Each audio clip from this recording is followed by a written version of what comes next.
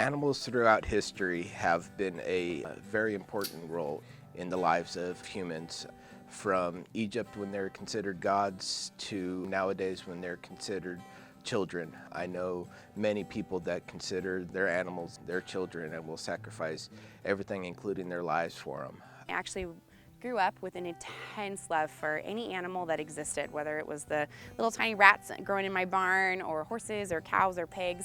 They're companions, and they're, for a lot of people, it's unconditional love, kind of thing. And, it just kind of enriches our lives, I think. And it just adds a whole new dimension to your life, to your being. And yeah, people will stay behind with their pets rather than evacuate and leave them behind and not know what happens to them, so can't explain it.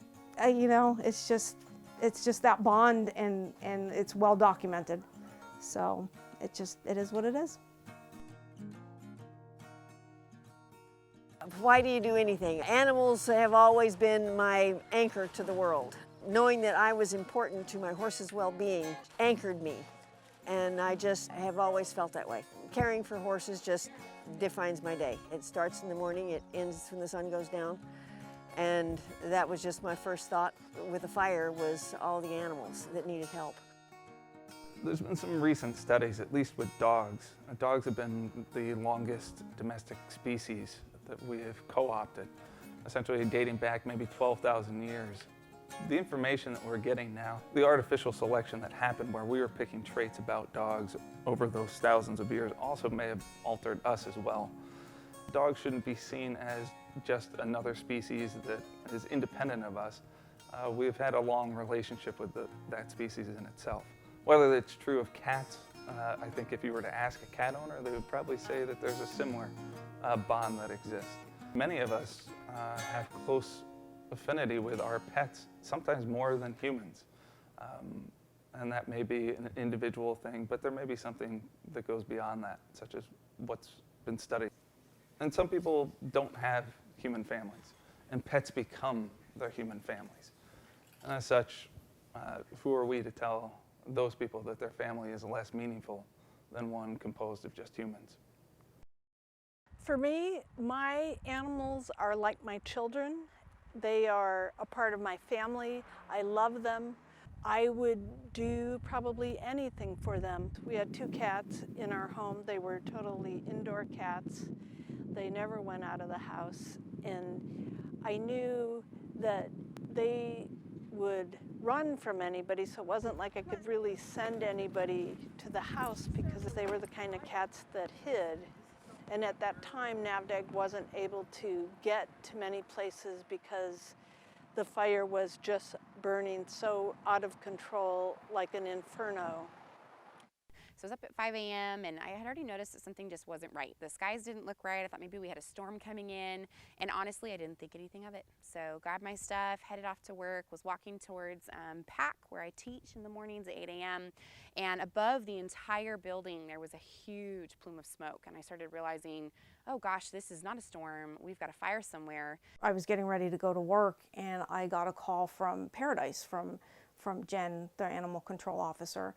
And she says, we're having to evacuate the Paradise Animal Shelter. Do you guys have space at your shelter? And I said, absolutely, we'll make room.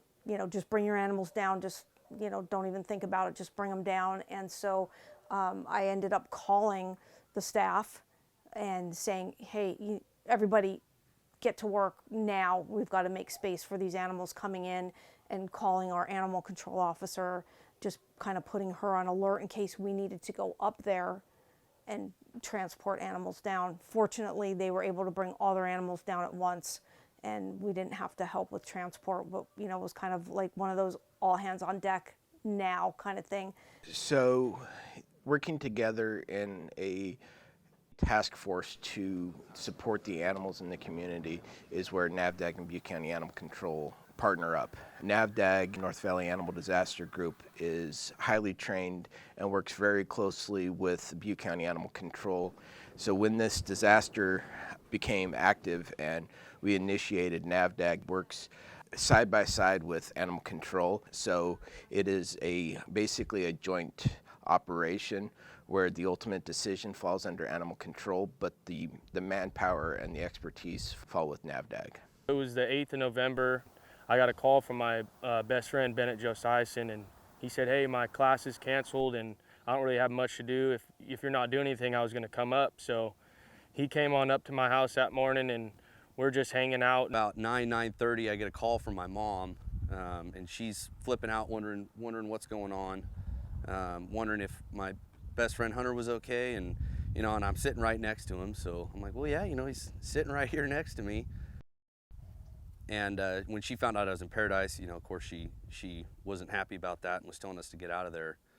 By the time we got out and we're driving down the hill, Paradise was pitch black, and this was about 9 o'clock in the morning. So, it was like it was midnight out there. It was crazy. When I got the code red warning that we have a fire going on, I was already prepared because in North Valley Animal Disaster Group, we're all about preparedness and what to pack, what to pack in your go bag, how to get your animals ready for preparedness also.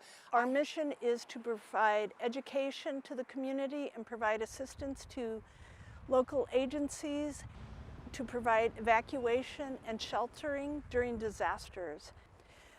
During a disaster, we have a MOU with Butte County, so we are their emergency. We work hand in hand with their animal control officers and respond to homes behind fire lines to remove animals and bring them to safety.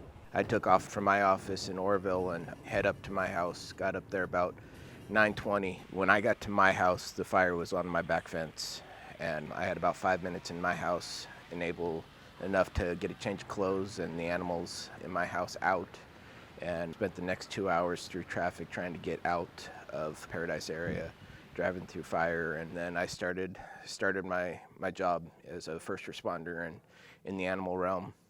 By the time we got backed up with traffic, we were pretty much out of Paradise. We were down by the landfill just south of Chico. And so we're driving, we're trying to figure out what to do. And one of the first things that popped through my head was people are gonna need to get animals out. So we pulled off. We're like, I think people need to help getting animals out. And I had seen something on Facebook about somebody posted needing to get a horse out of somewhere, out of Durham, I think. And so we went home, I hooked up my horse trailer, and we tried to get back into Paradise for most of the day, couldn't do it. They weren't letting us in because the fire was still pretty active in Paradise. Yeah, we got to the Josiason Ranch and we grabbed the horse trailer and we tried to get back up there.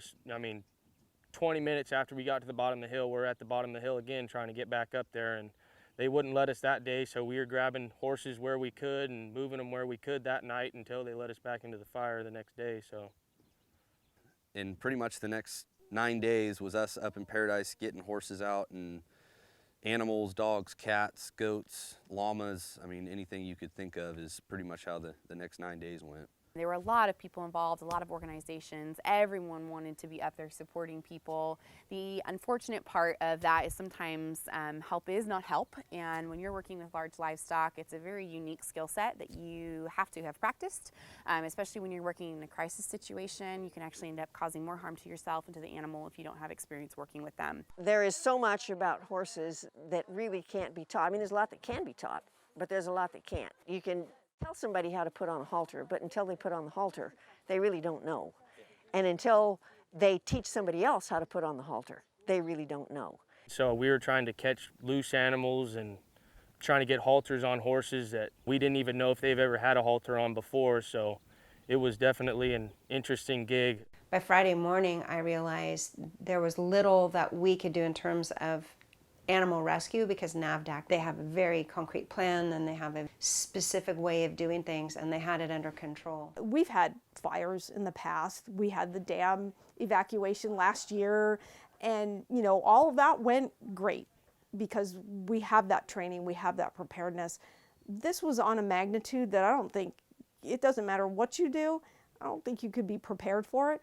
But all things considered, everything went really, really well, because we had NAVDAG in place.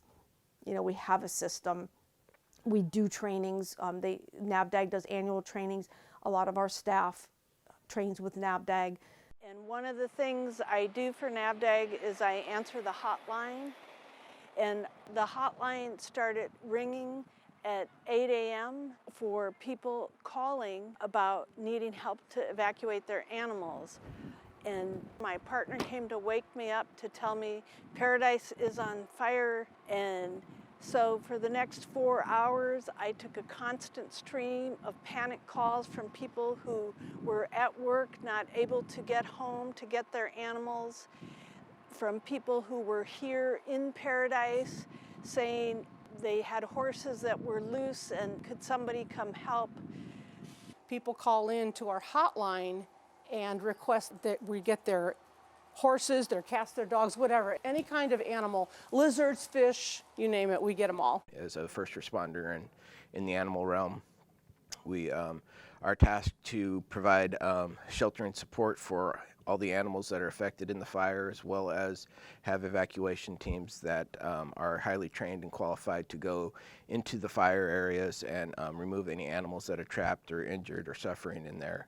It just happened so quickly, but because of the time frame and because everything that was going on, we had people coming to us, bringing us animals that as they were evacuating, they would see a dog and grab it, or they would grab their neighbor's cat, or PG&E worker or a first responder would see an animal, and as they're coming down, they would bring it here. And then we became a triage unit for burned cats to be able to care for burned cats. And we were one of many organizations that did that. But that was one other way that Butte Humane Society took a role in the campfire. We ended up working with NAVDAG, and they were able to get us certification, and we were able to get back up in there. NAVDAG, North Valley Animal Disaster Group, is highly trained and works very closely with Butte County Animal Control during off times of the month to help train and have protocols for when a disaster strikes, that we all work together. We are at 2279 Del Oro in Oroville, California. This is a former location of the Human Hospital many years ago, and today it serves as the disaster emergency shelter for animals of Butte County. It is fully set up to house approximately 300 animals in about 15 minutes. It would take for us to be ready and deploy here. We would deploy with Butte County Animal Control. This is a Butte County building and site. There were a lot of folks that were trying to drive through Paradise with stock trailers. Stock trailers are very, very large and should not have been in that region at that point because it was just not safe with how the fire was moving.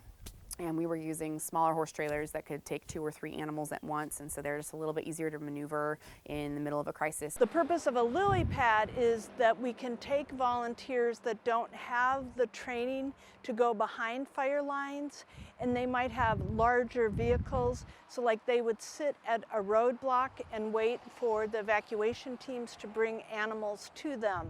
There were a lot of people up there that had trailers. I mean, I ran into a couple people from Washington, Oregon.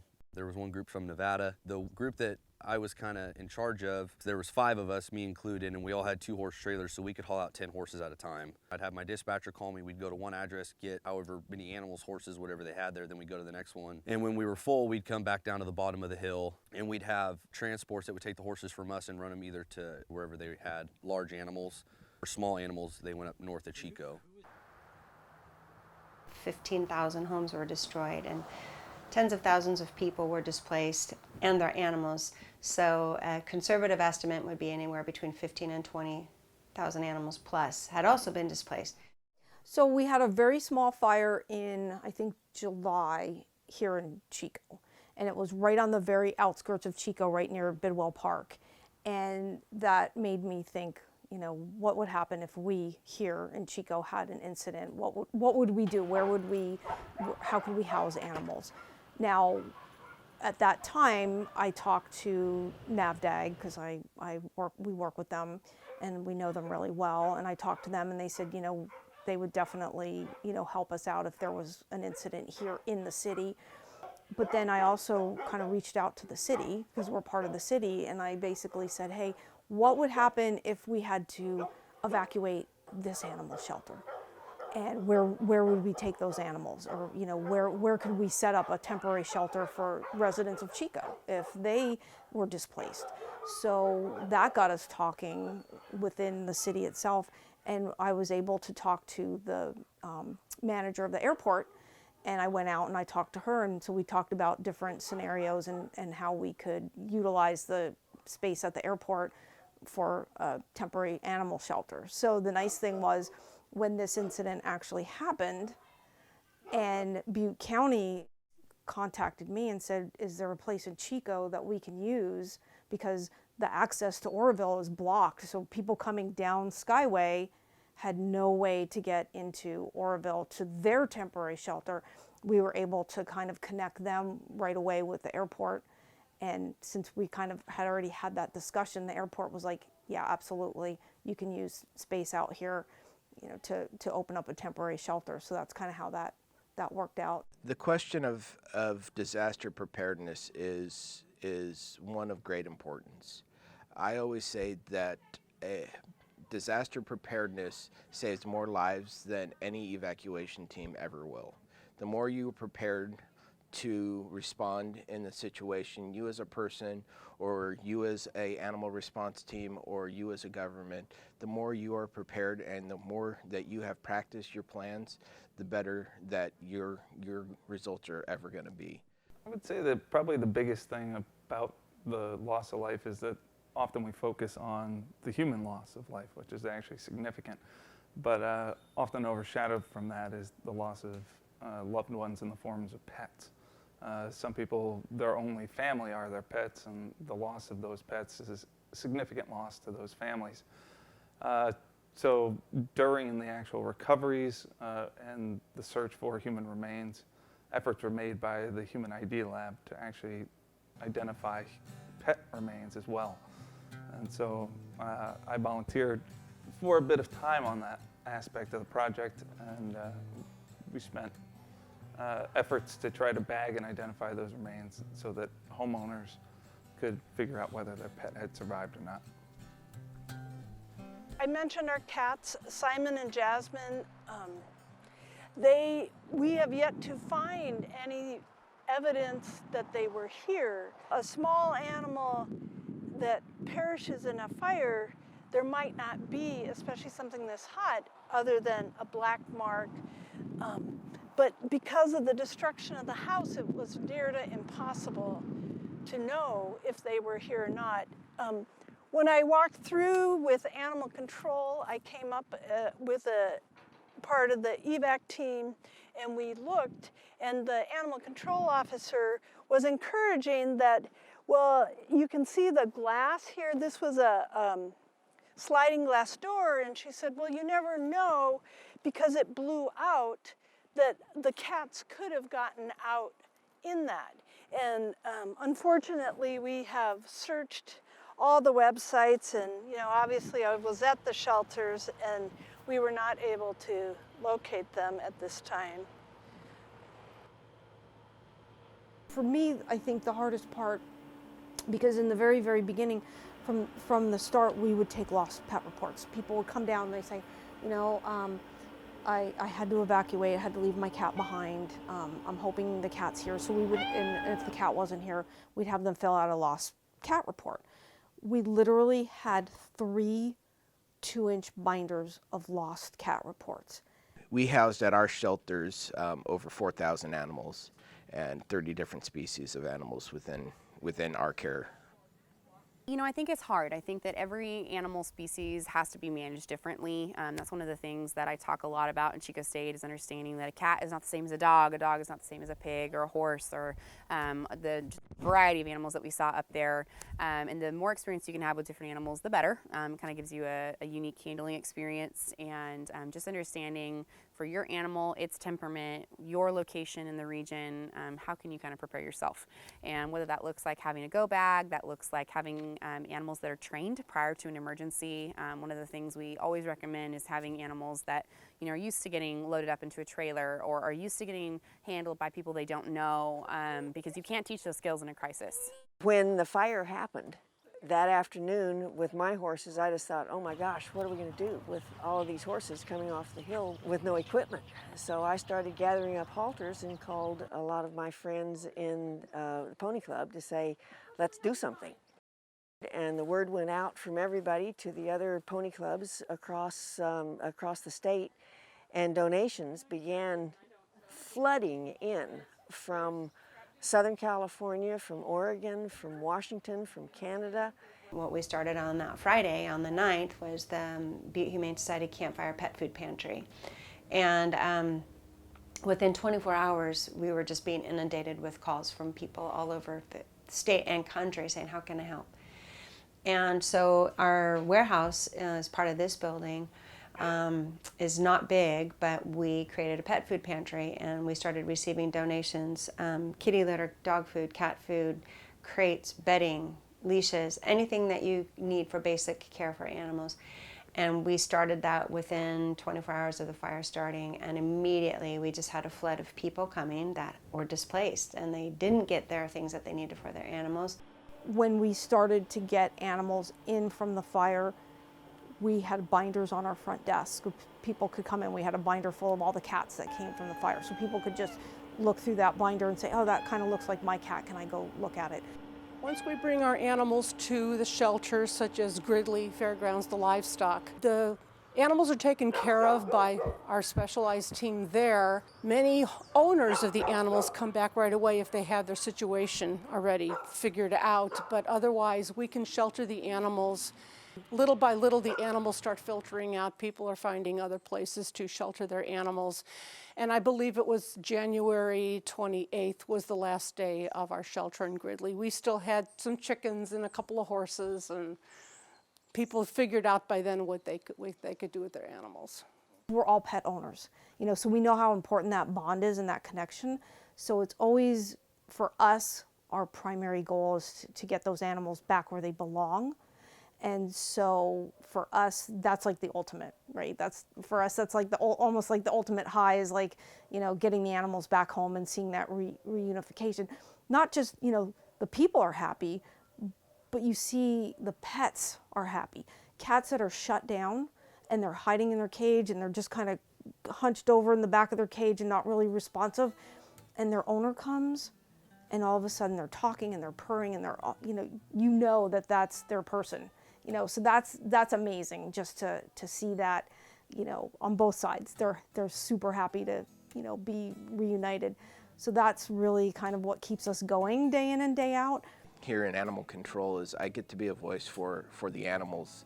And it's a great feeling when you have an animal that has undying love for you, that will give everything that they have, including, their life for you, for your happiness. And it is truly a great feeling to see that love reciprocated both with the owner and the animal. Disasters are entirely a horrible thing.